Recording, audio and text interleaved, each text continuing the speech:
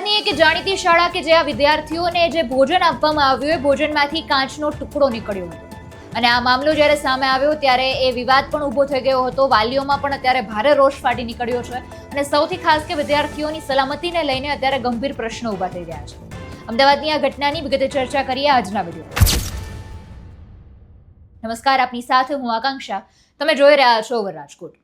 અમદાવાદમાં શીલજ વિસ્તારમાં આવેલી આ જાણીતી આનંદ નિકેતન સ્કૂલ હાલ વિવાદોમાં ફસાઈ ગઈ છે. મામલો એવો છે કે શાળામાં અભ્યાસ કરતા એક વિદ્યાર્થીને આપવામાં આવેલું જે ભોજન છે તેમાંથી કાચનો ટુકડો નીકળ્યો હોય આ રીતનો દાવો કરવામાં આવ્યો છે.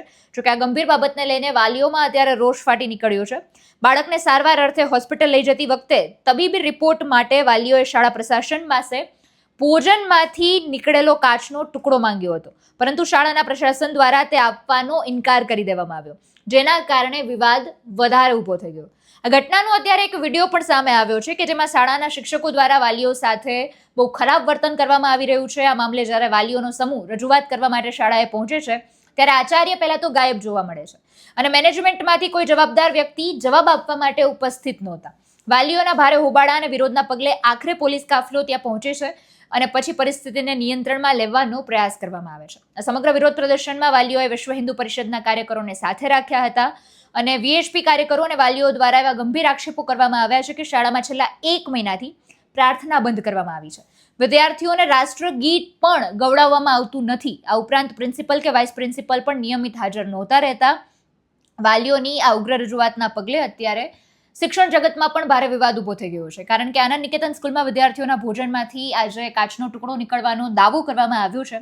તેને લઈને ફૂડ વિભાગે પણ અત્યારે કાર્યવાહી કરી છે. તપાસમાં પુષ્ટિ થતાં જ જ્યાં સુધી ફૂડ વિભાગનું ક્લિયરન્સ ન મળે ત્યાં સુધી કેન્ટીનનું ભોજન બંધ રાખવાની પણ નોટિસ આપવામાં આવી છે. આ સાથે જ વીએચપીની રજૂઆત બાદ શાળામાં માત્ર એક જ ધર્મના પુસ્તકો વાંચવાને બદલે તમામ ધર્મના પુસ્તકો વાંચવામાં આપવામાં આવે, શિક્ષકોની વિગતો અને વેબસાઇટની તપાસ કરવાની તાકીદ કરવામાં આવી છે. ખાવામાં કંઈક વસ્તુ આવી ગઈ છે, કાચ છે કે નથી ખબર નથી. બાળકે કાચ કીધું છે, સ્કૂલને આપી દીધી હતી. બાળકે મોઢામાંથી કાઢીને આટલી વ્યવસ્થિત વસ્તુ છે.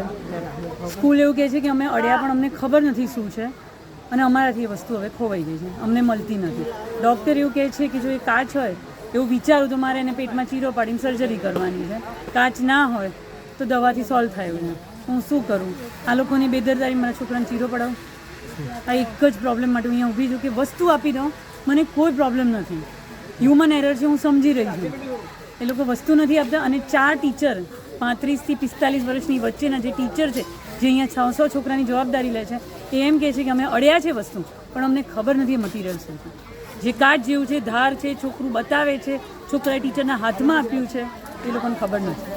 આટલી રજૂઆત છે. સ્કૂલમાંથી કોઈ મેનેજમેન્ટ જવાબ આપવા? મેનેજમેન્ટે કીધેલું કે 12 વાગે તમે આવી જશો, અમે જવાબ આપીશું, અમે બધું ચેક કરીને રાખીશું.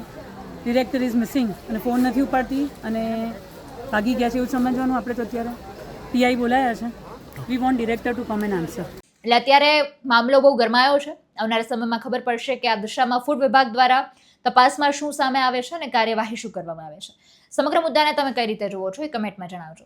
ફરી મળીશું. હવે રજા આપશો. નમસ્કાર.